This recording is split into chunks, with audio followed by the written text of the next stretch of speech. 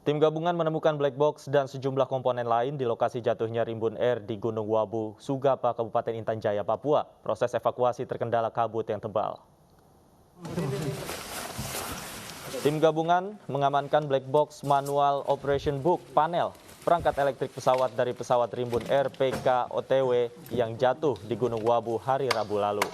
Sedangkan untuk badan pesawat sampai saat ini masih berada di lokasi. Proses pengangkatan badan pesawat merupakan keputusan dari perusahaan maskapai. Sementara itu untuk proses evakuasi ketiga korban kru pesawat berjalan aman dan lancar meski terkendala cuaca. Dengan kondisi kabut tebal dan medan yang berbahaya, ketinggian yang curam, evakuasi dapat dilaksanakan hanya dengan 12 jam non-stop.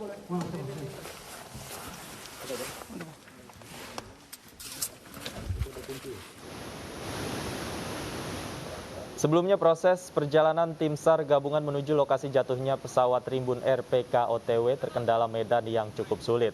Aparat TNI, Polri bersenjata lengkap guna mengantisipasi gangguan dari kelompok kriminal bersenjata. Terlihat cuaca yang tidak menentu dan kondisi yang berkabut tebal. Tim gabungan harus menyeberangi kali dan berjalan di atas kayu. Tim gabungan juga harus mendaki bukit dengan medan yang terjal.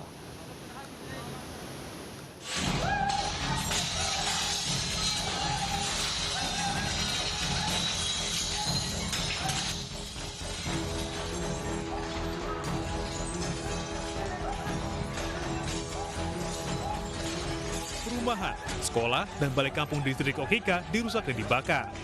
Satgas Nemangkawi yang mendapat laporan masyarakat langsung mengejar para anggota KKB pimpinan Lamek Taplo.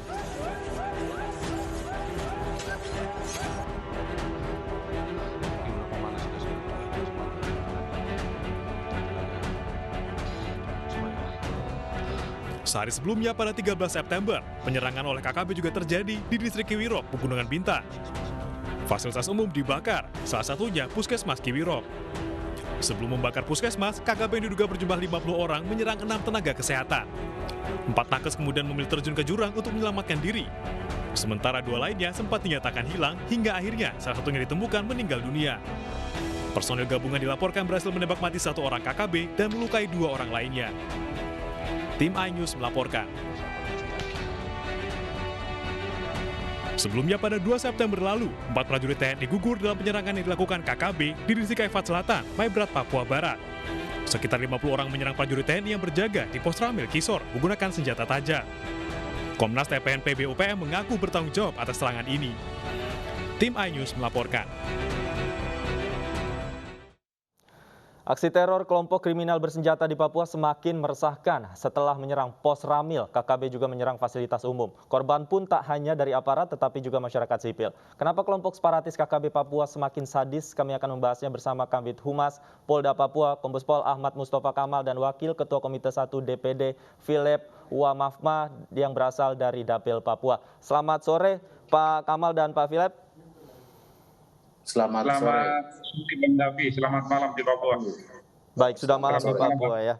Baik, saya pertama ingin ke Pak Kamal terlebih dahulu. Pak Kamal, update kondisi terkini di Kiwirok seperti apa pasca kontak senjata yang terjadi?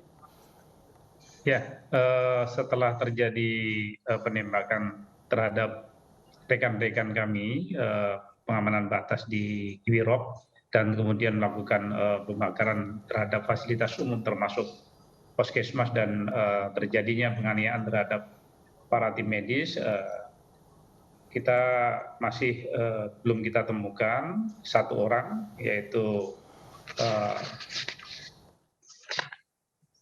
Pak Kirlat, ya Pak Kirlat belum kita temukan. Terus kemudian yang kemarin ketemu pada hari Rabu dapat kita evakuasi 1, namun kemarin mau kita evakuasi karena cuaca kurang membaik, karena hujan cukup lebat baik di Pegunungan Bintang maupun di Jayapura. Terus hari ini, tadi rencana rekan-rekan kami sedang menelusuri jalan untuk menuju ke Lembah, namun kelompok kriminal bersenjata kembali melakukan penembakan terhadap rekan-rekan kita, sehingga kami belum dapat menyentuh korban. Saat ini korban belum dapat terangkat ke darat. Ya, sehingga kami masih berupaya semaksimal mungkin, sesegera mungkin untuk kami bisa angkat. Namun secara kumulatif situasi di kota tersebut dalam keadaan kondusif. Ya, rekan-rekan kami dari Satgas Manggawi masih ada di Pegunungan Bintang di Oksipil. Untuk rencana kami akan bergabung dengan rekan-rekan yang melaksanakan pengamanan perbatasan untuk melakukan penguatan terhadap rekan-rekan yang ada di sana, sekaligus melakukan penegakan hukum terhadap para kelompok kriminal bersenjata yang melakukan pengerusakan dan penganiayaan terhadap tim medis yang ada di Kiwirok. Kami ingin konfirmasi, artinya hari ini tadi Anda katakan ada juga kontak yang terjadi di sana, Pak? Iya betul, tadi pagi ketika rekan-rekan kami dari TNI Polri yang untuk evakuasi satu korban yang belum terangkat, yaitu almarhumah Gabriela Melan, ya, yang saat itu ditemukan oleh rekan-rekan dari TNI dan Polri. Jadi rencana hari ini, namun belum bisa kita lakukan karena dari KKB melakukan penembakan dari sisi sebelah kanan. Kita masih berupaya untuk merapat dan mudah-mudahan besok ada kesempatan baik untuk kita segera dapat mengevakuasi dan melakukan pencarian terhadap korban yang sampai saat ini belum ditemukan. Apakah ada informasi kondisi dari korban yang ingin dievakuasi seperti apa, Pak? Bagaimana? Iya, kondisi tadi korban yang dievakuasi satu lagi ini seperti apa, Pak? Kalau korban yang kemarin kita dapat di Jurang itu kan 2 orang. Ibu Kristina itu sudah kita bawa hari Rabu sore, namun karena kondisinya kritis, kita prioritaskan kepada yang masih hidup. Kemudian untuk almarhum, rencanakan hari Kamis kemarin, namun hari Kamis kan terjadi hujan cukup lebat, sehingga rekan-rekan TNI Polri menunda keberangkatannya, dan hari ini tadi pagi rekan-rekan meluncur ke arah titik korban di mana akan kita evakuasi, namun kita belum dapat menyentuh korban karena kelompok kriminal bersenjata masih melakukan penembakan terhadap rekan-rekan yang akan menuju ke lembah tersebut. Bahkan kontak senjata juga masih terjadi hingga tadi ya. Baik, Iya, saya betul. ingin ke Pak Philip. Pak Philip, tidak hanya anggota TNI Polri yang menjadi korban, tapi juga masyarakat sipil, bahkan fasilitas umum di Kiwirok juga menjadi sasaran dari KKB. Tanggapan Anda seperti apa? Baik, ya pertama kami turut berduka cita ya, sedalam-dalamnya bagi korban ya, para petugas medis ya, yang rela meninggalkan kampung halaman dan mengabdi pelayanan kemanusiaan di daerah-daerah konflik ya. Sekali lagi sebagai anggota DPD dan juga pimpinan Komite 1, kami menyatakan belasungkawa kepada para pekerja medis. Yang kedua, saya lihat persoalan ini seperti tidak ada solusi untuk menyelesaikan. Sudah bukan sekali ini. Ya, baru saja kita dengar ada sebelumnya kan para guru-guru juga jadi korban di sana. Ini petugas medis, artinya bahwa peristiwa ini seperti sudah tidak ada lagi solusi bagaimana menciptakan kedamaian, ketenangan bagi para pekerja medis maupun para guru, tapi juga pada warga sipil. Oleh sebab itu, menurut saya ini yang harus dievaluasi oleh TNI maupun Polri.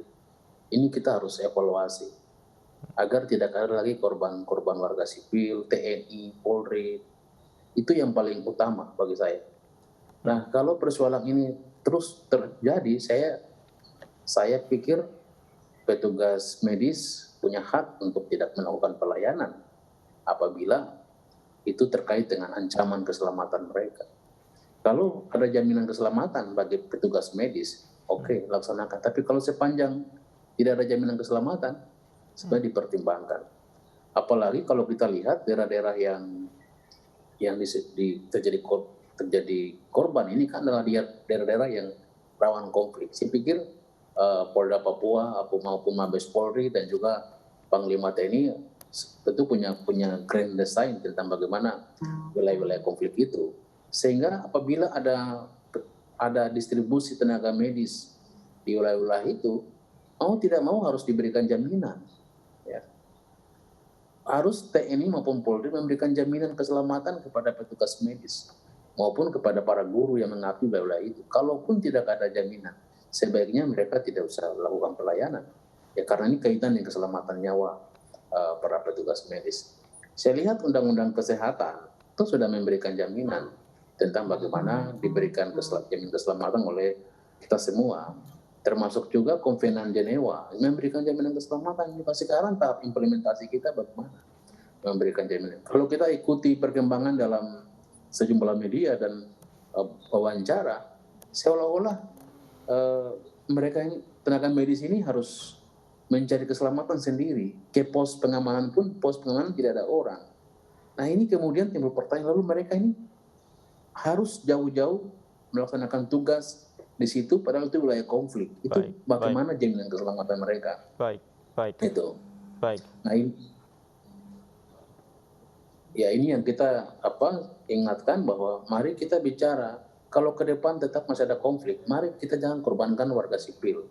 Mari ada solusi apa yang bisa kita ciptakan agar pelayanan masyarakat dapat berjalan, keamanan tercapai, dan situasi ini membutuhkan kerja keras memang dari semua pihak. Baik. Gitu. Baik, kami garis bawahi jaminan keamanan bagi petugas medis. Nah, saya kembali ke Pak Kamal. Pak Kamal, selama ini bagaimana jaminan dan pengamanan khusus di fasilitas-fasilitas milik publik di sana?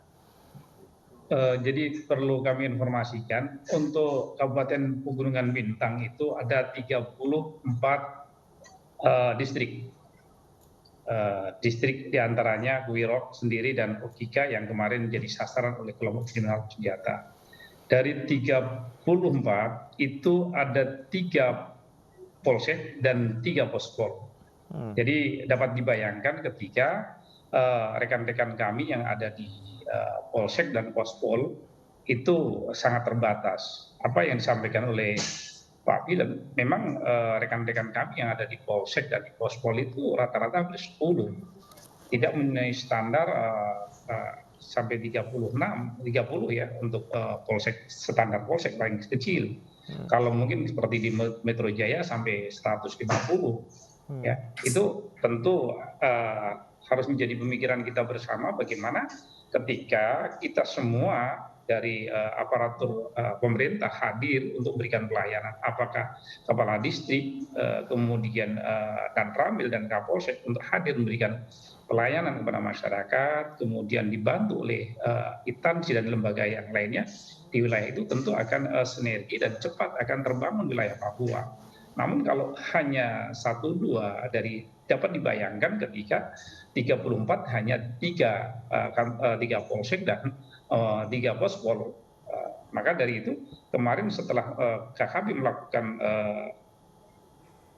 pembakaran di distrik Kuwirok, mereka pada hari Selasanya melakukan pembakaran di Okika. Jadi ini tidak bisa kita pungkiri, di sana tidak ada polsek, tidak ada koramil, tidak ada aparat keamanan yang di sana. Jadi mereka dengan leluasa melakukan kekerasan. Jadi kita kembali kepada kita semua untuk bagaimana kita bersama-sama membangun Papua ini secara kolaborasi sehingga kita bisa dari segala aspek untuk memberikan pelayanan kepada masyarakat. Tentu keterbelakangan dari saudara-saudara kita yang ada di tanah Papua. Saya sudah hampir 5 tahun di tanah Papua. Saya tinggal 3-4 kabupaten saja yang belum saya pijak di sana. Sebenarnya kita kayak hati kecil kita menangis dengan keterbelakangan dan keterbatasan yang ada fasilitas-fasilitas tanah Papua. Maka dari itu tentu kita harus pikirkan bagaimana 34 distrik ini, Koramil dan Polsek hadir di sana untuk berikan pelayanan kepada masyarakat dengan kepala distrik. Itu mungkin akan terbangun dengan baik itu. Jadi sekali lagi bukan kita tidak mau melakukan perlindungan terhadap siapapun, namun kita menjadi pemikiran bersama bagaimana untuk mengatasi permasalahan ini, untuk kita bangun secara sinergi antara aparat kepolisian, TNI dan pemerintah setempat untuk memberikan pelayanan yang terbaik. Negara hadir untuk memberikan pelayanan dan perlindungan kepada masyarakat itu. Baik, Pak Kamal, kalau dilihat dari pola serangan yang terjadi di sana, seperti apa sebenarnya target dari KKB ini? Apakah ada target khusus, kemudian ia langsung berpindah-pindah dari satu wilayah ke wilayah yang lain? Seperti apa Pak polanya? Jadi setelah kita pelajari ya, jadi perlu kami informasikan berapa tahun terakhir ini selama saya di Papua ini hampir jarang terjadi kekerasan di daerah Pegunungan Bintang. Namun dari bulan ini saja ada kemarin di awal bulan September melakukan pembakaran terhadap ekskavator yang sedang melaksanakan pembangunan. Jadi mereka kapan dan bagaimana itu suka-suka mereka untuk membakar fasilitas umum, untuk merusak barang orang dan sebagainya. Karena tentu dia punya doktrin tersendiri untuk membuat kekacauan di tanah Papua. Sementara kita semua bagaimana untuk membangun Papua dari segala aspek untuk memberikan rasa aman, nyaman, dan kesejahteraan bagi masyarakat Papua. Kita hadir dari Satgas Nemangkawi dengan Bimas Nongken memberikan pelatihan bagaimana kita bercocok tanam, kita bagaimana berternak, dan kita juga melakukan diseminasi tentang proses belajar mengajar ketika sekolahan ditinggal oleh para guru, rekan-rekan dari kepolisian, dari rekan-rekan TNI, mereka bermain dengan anak-anak untuk memberikan wawasan, memberikan pencerahan terhadap bagaimana sesungguhnya kita dapat meningkatkan pengetahuan dan wawasan pengetahuan umum maupun terhadap wawasan nasional kebangsaan. Baik. Saya ingin kembali ke Pak Philip. Pak Philip, sebagai putra asli Papua, tentu Anda mengenal kultur di sana. Apa yang menjadi evaluasi, apa yang harus dimaksimalkan kembali di sana, Pak Philip? Ya, baik, saya lihat bahwa kejadian-kejadian di Papua hari ini bukan lagi kejadian kaitan dengan kultur, ya. Jadi sudah tidak ada kaitan dengan kultur, tetapi ini kaitan dengan paham ideologi atau berkaitan dengan kondisi atau pikiran daripada kelompok-kelompok yang berseberangan, baik kelompok yang ingin memisahkan diri ataupun kelompok yang ingin mengacaukan Papua, dan banyak sekali. Saya pikir Pak dari Polda pasti sudah tahu bagaimana pemetaan di wilayah-wilayah konflik itu. Yang bagi saya begini ya, saya sesalkan itu kita tidak boleh warga sipil korban. Itu inti daripada hukum internasional dan hukum nasional. Kita harus jaga dan lindungi warga masyarakat sosial kita. Nah, artinya begini, atas dasar ideologi apapun, atas dasar kepentingan apapun, atas dasar kepentingan apapun, warga sipil tidak boleh jadi korban. Itu sudah menjadi, apalagi ini petugas kesehatan yang sesungguhnya hadir di tengah-tengah masyarakat untuk memberikan pelayanan kesehatan yang baik. Ini merupakan bagian yang harus dihargai dan dihormati oleh kita semua kepada mereka yang berkorban waktu, pikiran, tenaga di medan-medan yang sangat. Saya sendiri walaupun putra Papua belum tentu akan laksanakan tugas di daerah seperti itu. Ya, kita akui bahwa mereka ini terpanggil dengan hati nuraninya untuk datang ke hutan belantara Papua itu untuk melayani masyarakat Papua sendiri di sana. Jadi kalau dikaitkan dengan ini adalah budaya, saya pikir arahnya sudah bukan budaya lagi. Ya, ini sudah kaitan dengan kepentingan yang terbangun sudah sejak lama di wilayah-wilayah konflik itu. Oleh sebab itu, menurut saya yang pertama perlu ada pemetaan kembali tentang bagaimana resolusi konflik itu. Perlu ada solusi lagi. Semakin kita perang antara sesama anak bangsa ini kan kemudian tidak menyelesaikan masalah, justru menciptakan masalah baru, menciptakan dendam baru. Kita kalau baca dari sejumlah berita kan bukan lagi sasarannya adalah sasaran terhadap TNI maupun Polri, tapi sekarang sasarannya adalah kelompok-kelompok pendatang non Papua. Ini juga kan harus diantisipasi oleh pemerintah atau negara bahwa sebenarnya pengembangan daripada konflik Papua bukan lagi kepada TNI maupun Polri, tapi sudah meluas kepada warga sipil non Papua ini juga harus dianalisa. Nah ini saya pikir ini tugas daripada pemerintah khususnya TNI maupun Polri untuk mari coba kita lihat situasi Papua ini, apakah ini akan tetap seperti ini ataukah sebaliknya kita ingin menyelesaikan, minimal kita mencari solusi agar untuk sementara waktu tidak ada lagi aktivitas kriminal atau aktivitas-aktivitas yang menggunakan senjata di wilayah pegunungan atau wilayah Papua pada Baik, tentunya pemetaan juga sudah dilakukan oleh aparat kepolisian dan juga TNI. Saya ingin ke Pak Kamal. Pak Kamal, seperti apa maksimal atau fungsi dari tokoh masyarakat setempat ini guna meminimalisir kejadian-kejadian seperti ini terulang kembali? Jadi apa yang disampaikan Bang Philip itu betul. Jadi ada keyakinan atau doktrin yang sudah lama sama kelompok-kelompok yang berseberangan dengan dibilang NKRI lah demikian. Namun demikian kami berupaya untuk bagaimana kita membangun Papua dengan segala aspek untuk menciptakan kesejahteraan.